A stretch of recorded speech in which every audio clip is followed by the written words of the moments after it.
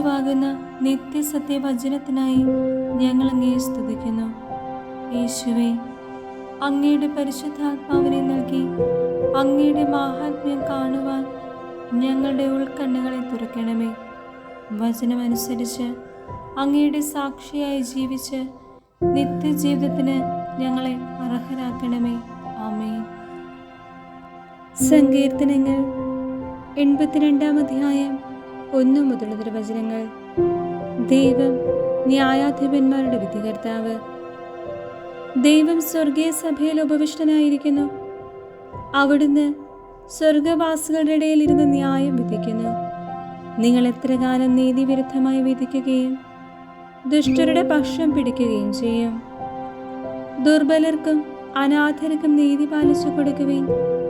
പീഡിതരുടെയും അഗതികളുടെയും അവകാശം സ്ഥാപിച്ചു കൊടുക്കുവേൻ. ദുർബലരെയും പാവപ്പെട്ടവരെയും രക്ഷിക്കുവേൻ. ദുഷ്ടരുടെ കെണികളിൽ നിന്ന് അവരെ മോചിപ്പിക്കുവേൻ. അവർക്കറിവില്ല, ബുദ്ധിയുമില്ല. അവർ അന്ധകാരത്തിൽ തപ്പിത്തടയുന്നു. ഭൂമിയുടെ അടിസ്ഥാനങ്ങൾ ഇളകിയിരിക്കുന്നു.